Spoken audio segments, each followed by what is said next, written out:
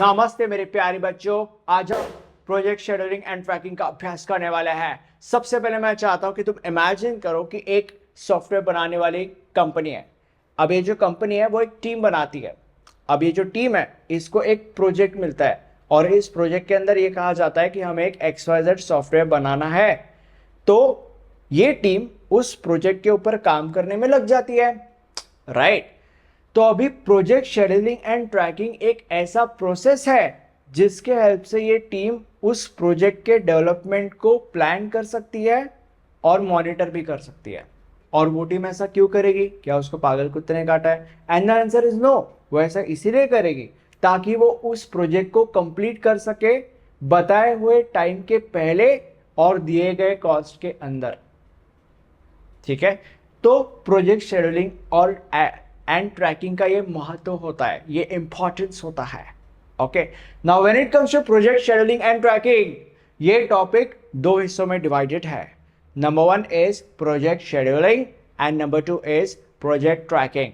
सबसे पहले हम प्रोजेक्ट शेड्यूलिंग क्या होता है वो समझते हैं। अब ये जो XYZ सॉफ्टवेयर बनाने का प्रोजेक्ट इस टीम को मिला है, प्रोजेक्ट शेड्यूलिंग के अंदर ये टीम उस प्रोजेक्ट को लेकर एक डिटेल प्लान बनाती है और वो डिटेल प्लान किन चीज़ों को मद्देनजर रखते हुए बनाया जाता है या किन चीज़ों को कंसिडर करके बनाया जाता है।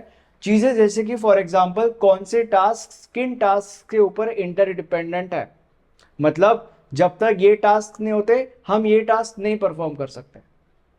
ठीक है, चीज़ें जैसे कि फॉर एग्जांपल जो भी टास्क है उस प्रोजेक्ट को कंप्लीट करने के लिए हर एक टास्क कब तक कंप्लीट होना चाहिए। चीजें जैसे कि फॉर एग्जांपल हर एक टास्क कौन करेगा, या तुम ऐसे भी कह सकते हो कि कौन से टास्क कौन करेगा। चीजें जैसे कि फॉर एग्जांपल पूरे के पूरे टास्क कंप्लीट कब तक होंगे, वगैरह वगैरह वगैरह। इन चीजों को कंसिडर करके प्रोजेक्ट शेड्यूलिंग किया जाता है। And when it comes to project scheduling, अलग अलग एलिमेंट्स या अलग अलग टूल्स का भी इस्तेमाल किया जा सकता है। टूल्स जैसे कि for example Microsoft project, Trello, monday.com वगैरह वगैरह वगैरह। अब हमने प्रोजेक्ट शेड्यूलिंग समझ लिया, अब हम प्रोजेक्ट ट्रैकिंग का मतलब समझते हैं। Now when it comes to project tracking, you need to understand that कि प्रोजेक्ट शेड्यूलिंग के हेल्प से हमने पूरे के पूरे प्रोजेक्ट को शेड्यूल तो कर लिया, बट उस शेड्यूल के हिसाब से चीजें हो रही या नहीं ये ट्रैक कौन करेगा। तो उसके लिए हमारे पिक्चर में आता है प्रोजेक्ट ट्रैकिंग। तुम्हें ये समझने की जरूरत है कि प्रोजेक्ट ट्रैकिंग एक ऐसा ऑनगोइंग प्रोसेस है जिससे शेड्यूल के अकॉर्डिंग हम प्रोजेक्ट के प्रोग्रेस को मॉनिटर कर सकते हैं। प्रोजेक्ट ट्रैकिंग ये मेक श्योर करता है कि हर एक चीज शेड्यूल के हिसाब से हो रही हो, और अगर कोई इमरजेंसी सिचुएशन है या अगर कोई एक्सेप्शनल केस है तो उसके लिए भी एडजस्टमेंट प्रोवाइड की जा रही है।